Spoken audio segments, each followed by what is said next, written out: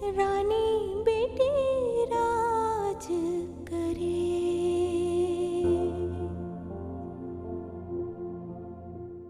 सौ झगड़े हो जाते हैं घरों में, लेकिन इसका मतलब ये तो नहीं कि इन छोटे छोटे झगड़ों को जंगों में तब्दील कर दिया जाए। अगर ससुराल वाले मैके वालों की बेइज्जती करें, उनकी मजबूरियों के अफसाने बनाएं, उन पर इल्जाम लगाएं, तो ये भी तो बर्दाश्त नहीं होता अम्मी। एक बात कान खोल कर सुन लो राहिला, शौहर का घर छोड़कर मैके आ बैठने वाली लड़कियों की कोई इज्जत नहीं होती। बेहतर यही है कि तुम अपने घर चली जाओ, वरना मैं तुम्हें खुद छोड़ कर आऊंगी। ये अदनान फोन क्यों नहीं उठा रहा है? या अल्लाह रहम कर, मेरी राहिला का घर बर्बाद होने से बचा ले मेरे मौला। है गुड्डू बहन, माफ करना, बेटियां तकदीरों से नहीं तदबीर से आबाद होती हैं। मेरी बेटियों को तो हमेशा तकदीर ने ही धोखा दिया है, वरना मैंने तो हर तदबीर करके देख ली है। साफ बात है, मुझे तो पहले दिन से ही रायलर के ससुराल वालों की नीयत सही नहीं लगती थी। अरे सास आ जाती, सास नहीं आ सकती थी तो बेटे को भेज देती रस्म निभाने के लिए। अरे अदनान के आने के बाद कोई कसर रह गई थी? राहिला को चले जाना चाहिए था, खामखा की जिद लेकर बैठ गई है। गुड्डू बहन, ऐसे क्या हो गया जो राहिला अपना बसा बसाया घर उजाड़ने को बैठी है? बात ऐसी तो कोई बात नहीं हुई। गुड्डू बहन, कुछ छुपा रही हो मुझसे? नहीं, मैं भला क्यों छुपाऊंगी? खैर है, मत बताओ। लेकिन मैंने भी दुनिया देखी है, ससुराल वाले कब तक लड़की के नखरे उठाएंगे? एक वक्त आता है हथेली पे तलाक रखते हैं और ये जा वो जा। हाँ,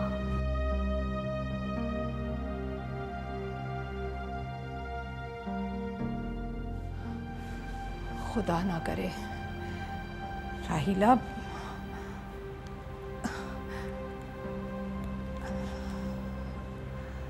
अदनान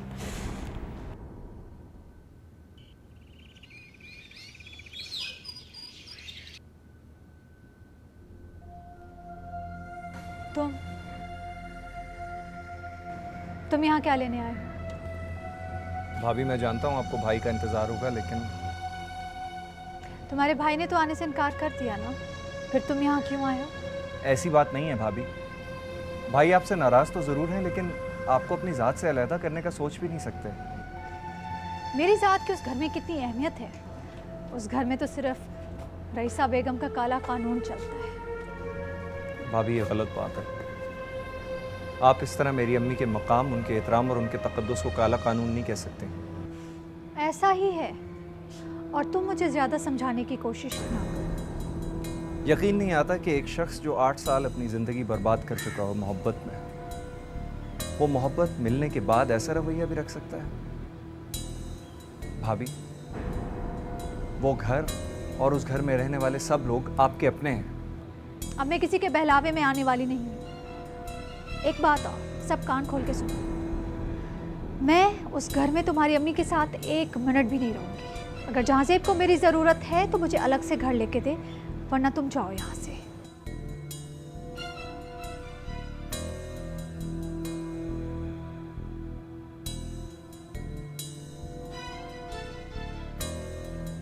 आओ, जाते हैं मुझे समझाने के लिए।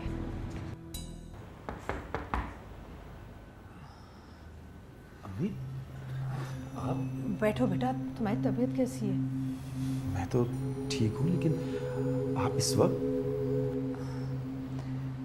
मैं क्या करूं बेटा, मैं तो राहिला की वजह से बहुत परेशान हूँ। मुझे तो कुछ समझ में नहीं आ रहा। देखिए अम्मी, राहिला इस वक्त गुस्से में, कम से कम आप तो जिद ना करें। मुझे तो बहुत डर लग रहा है कहीं उसकी जिद। नहीं, ऐसा कुछ नहीं हो। अदनान राहिला से बहुत मोहब्बत करता है, वो उसका इंतजार करेगा। इंतजार? वो क्यों करेगा इंतजार? वो तो बेकसूर है। ये तो खामखा में राहिला ने जिद पकड़ रखी है। अच्छा, आप परेशान ना हो, मैं खुद बात करूंगा उससे। बस बेटा, मैं तो ये चाहती हूँ कि राहिला अपने घर में आबाद रहे और बस।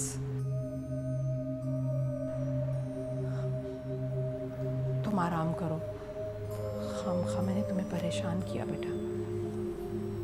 ठीक है।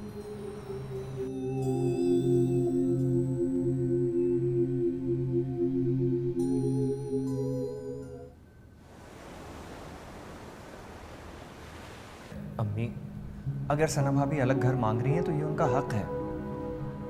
तो अदनान, मेरा क्या हक है? हर वक्त रोना, आंसू बहाना, या हर वक्त परेशानी और फिक्र में घिरे रहना?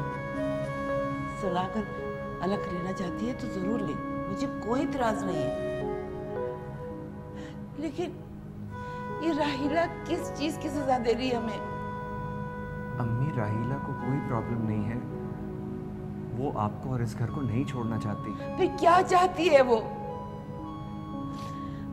अब तो शन्नो भी चली गई है, रसिया भी इस घर में नहीं है, तो किस जुर्म की सजा दे रही है हमें?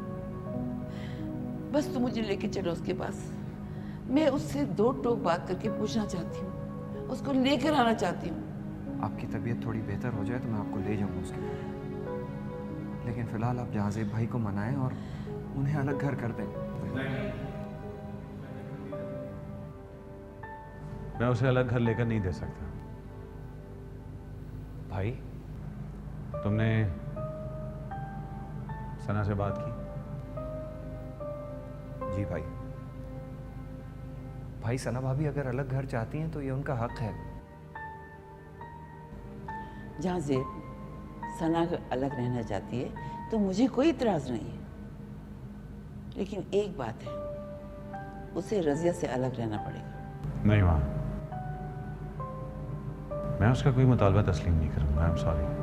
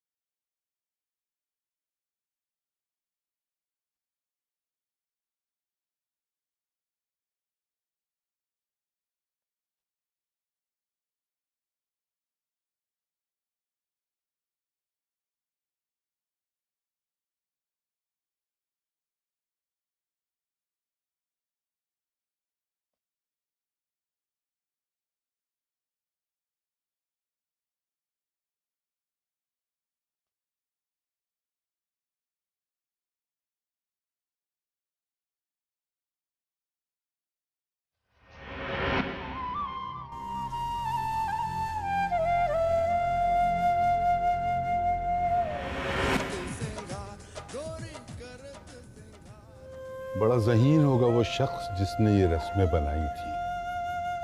क्यों? क्या हुआ इन रस्मों को? शादी जिंदगी में रंग भरने का नाम है। क्या तुम्हें नहीं लगता कि लड़की को पीले रंग में डुबोकर यह बताया जाता है कि खुशियों की पहली सीढ़ी अपने रंग को पीलाहट में छुपा देना।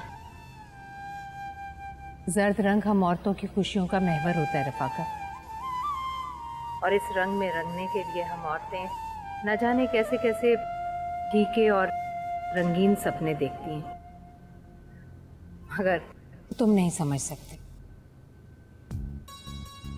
चलो अब अपना मूड ठीक करो, नॉर्मल हो जाओ। हाँ।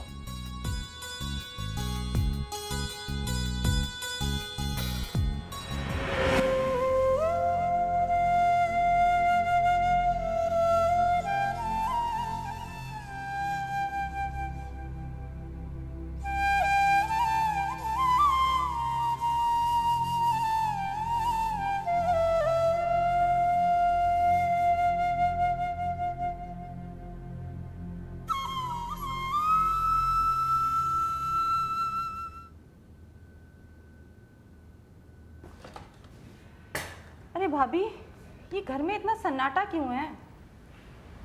इंशाल्लाह सब ठीक हो जाएगा। इस राहिला ने तो इस घर में आके टेंशन ही फैला दी अच्छी खासी। कैसी बातें कर रही हो तुम? पागल हो गई हो क्या? अरे ठीक ही तो कह रही हूँ भाभी, आप भी बहुत भोली हैं। ये राहिला सिर्फ ये मकान लिखवाने के चक्करों में है। ऐसा कुछ भी नहीं है। उसको क्या ज़रूरत है कि वो ये सब कुछ करे? ये मकान तो है ही उसका, और अम्मी जी के बाद ये मकान तीनों बेटियों के नाम ही तो होगा। अरे तो आप तो फिर यूं ही रह जाएंगी ये खिदमतें करती हुई? मतलब कहना क्या चाहती हो तुम? ठीक ही तो कह रही हूँ भाभी, ये जो आप ख्वाब देखे बैठी हुई है ना, ये कभी भी पूरा नहीं होगा। राहिला ये मकान ले उड़ेगी। नरगिस, तुम होती कौन हो हमारे घर के मसाइल डिस्कस करने वाली? पागल हो गई है। हाँ, दिमाग खराब हो गया है मेरा, जो हर बात मुंह पर और साफ साफ करती हूँ। तुम लोगों की तरह प्लानिंग्स नहीं करती हूँ मैं। अरे राहिला बीबी, जाओ अपनी अम्मी से कहो कि ये मकान तुम्हारे नाम लिख दे और जाओ यहाँ से। तुम पागल तो नहीं हो गई? मुझे मेरे घर से निकाल रही हो? भाई अच्छा खासा सुकून से हम रह रहे थे यहाँ, तुमने आते ही अच्छी खासी टेंशन डाल दी है। हाँ, इसके मजाल तो देखो, मेरे माँ बाप के घर से मुझे ही निकलने को कह रही है। वैसे राहिला, एक बात कहूँ, जो लड़कियाँ यूं अपना घर छोड़ के मैं के आके बैठ जाती हैं, उन पे तो राह चलते भी तानाकशी करते हैं।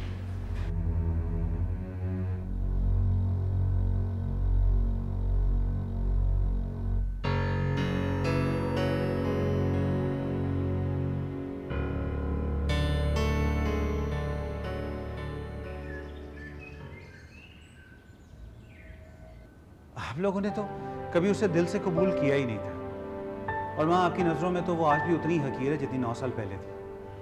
अगर वो मेरी नज़र में हकीर और काबिल नफरत होती ना, तो 9 साल बाद भी मैं से बहू की हैसियत से कबूल ना करती। हाँ तो कहाँ कबूल किया है आपने उसे? आप लोगों की बातों में आकर तो मैं भी उसे उलझ पड़ा हूँ। भाई आप भाभी को लेके आ जाएं, वो जो चाहती हैं मानकर उन्हें यहाँ ले आएं। अरे वो इस घर का बंटवारा चाहती है, रिश्तों का बंटवारा चाहती है। भाई का घर आबाद करने के लिए आप ये सितम भी सह लें। कैसे कैसे सितम सहूं? मुझसे नहीं बर्दाश्त होते अब ये सितम, और ना मेरा दिल साथ देता है। अम्मी आप तो हौसला रखें। हमेशा आपने ना सना कोई कसूरवार ठहराया है, जबकि राहिला का भी उतना ही कसूर था। लेकिन राहिला के लिए तो आपके दिल और घर के दरवाजे आज भी खुले हुए हैं। हाँ, मुझे राहिला का इंतजार है, क्योंकि इसने इस घर की भलाई की खातिर अपने आप को बर्बाद कर दिया, लेकिन इस घर का बंटवारा नहीं चाहा कभी। ठीक, अगर आपके दिलों में उसकी कोई जगह ही नहीं है तो मैं आज ही अपना और सना का किस्सा पाक कर लेता हूँ। भाई भाई रुको इसको, जाओ। भाई मेरी बात सुने भाई।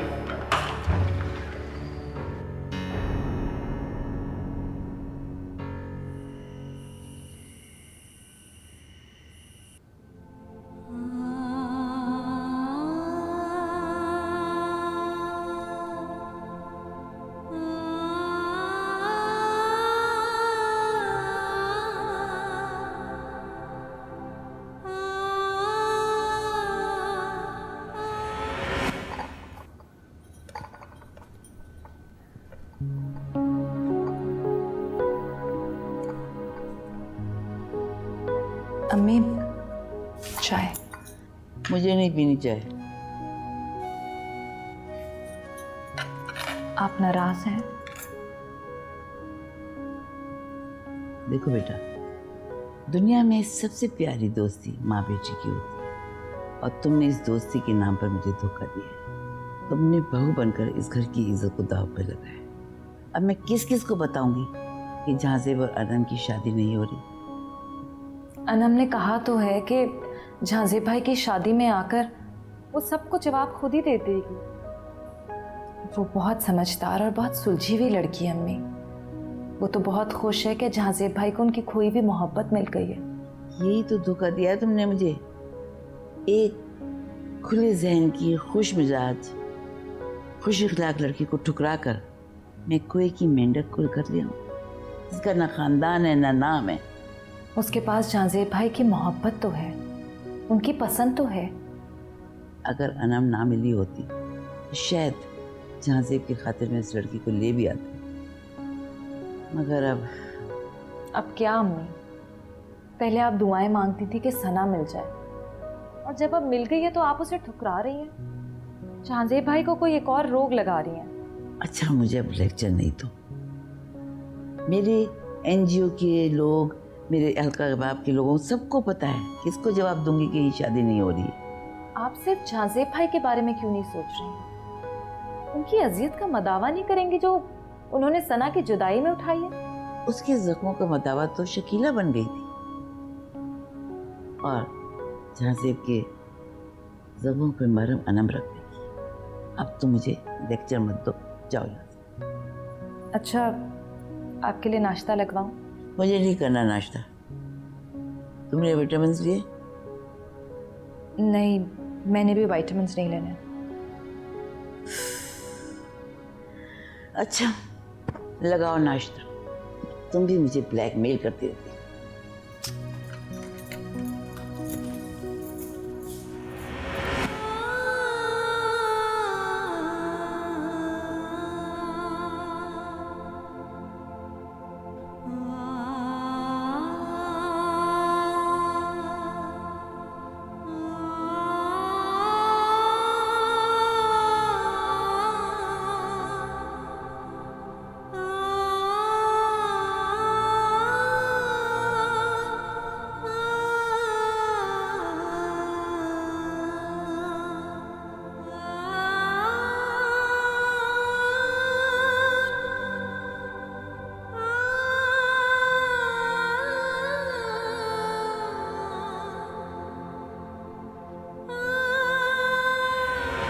तुम्हें अगर कोई गलतफहमी हुई भी थी तो मुझसे कहती। इस तरह घर की बहुओं को धींगा कुश्ती जेब नहीं देती।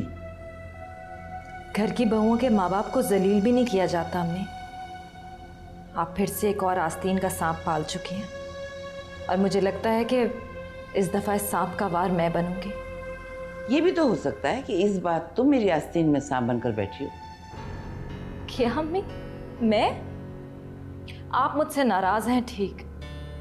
आपके और मेरे दरमियान गलत फहमी हुई अम्मी, वो भी ठीक। मैंने आपसे माफी मांगी, फिर भी आपने मुझ पे शक किया। मगर आपको मैं सांप की फितरत की लगती हूँ अम्मी? ये मैं नहीं सोच सकती थी। ऐसी बदगुमानी और बेअदबारी के साथ मैं इस घर में नहीं रह सकती अम्मी। मैं ये घर छोड़कर जा रही हूँ, और आप अदनान को बता दीजिएगा कि मैं यहाँ लौट कर नहीं आऊंगी। खबरदार, तुमने इस घर से बाहर कदम निकाला तो। जिस घर में मेरी माँ की इज्जत की धज्जियां उड़ा दी जाए, वो घर मेरा कैसे हो सकता है अम्मी? ठीक है, अगर तुम्हें जाना है तो शौक से जाओ, लेकिन अदनान के आने के बाद फिर मैं तुम्हें नहीं रोकूंगी।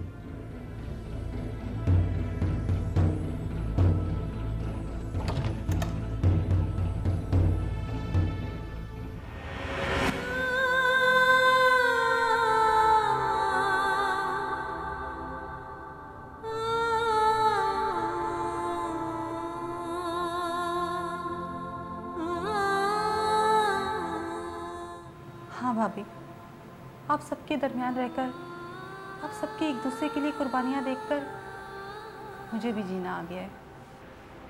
तो तुमने ये सब कुछ राहिला को इसलिए कहा कि? हाँ भाभी, इसीलिए सुनाया था उसे कि उसे एहसास हो जाए कि अपना घर अपना होता है, वो कोई बेवकूफ़ी ना करे। रानी बेटी